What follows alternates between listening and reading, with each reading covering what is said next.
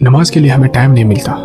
لوگ یہ اور جی کپڑے گندے ہیں اور ایسا ہے ویسے ہے. اللہ کے بندو، آپ کو پتہ ہے آپ نماز نہیں پڑھتے تو آپ کا حج قبول نہیں ہے. آپ نماز نہیں پڑھتے آپ کا جہاد کرنا قبول نہیں ہے. آپ نماز نہیں پڑھتے آپ کا زکوٰۃ نہیں قبول. آپ نماز نہیں پڑھتے آپ کے روزے اور صدقات قبول نہیں ہے.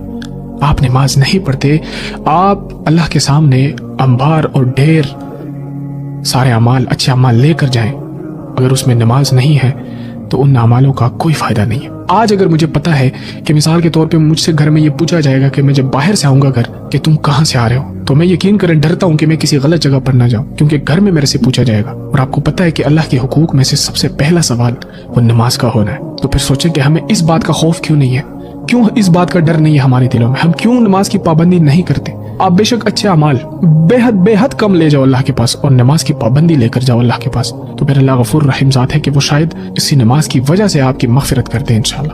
تو آج یہ جو بے سکونیاں ہیں، یہ جو روح کی جو خوشیاں نہیں ہیں، یہ بے نمازی کی وجہ سے ہے.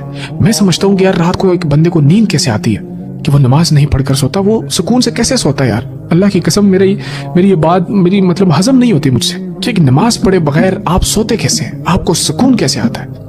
اس لیے نماز کی پابندی اپنی زندگیوں میں اپنائیں اور اس کو فرض ایسے سمجھے جیسے کہ آپ نے کھانا اور پینا اپنے اوپر فرض سمجھا ہے، اسی چیز کو فرض سمجھے اپنے اوپر، اور پھر اپنی زندگی میں سکون اور راحت دیکھیں انشاءاللہ.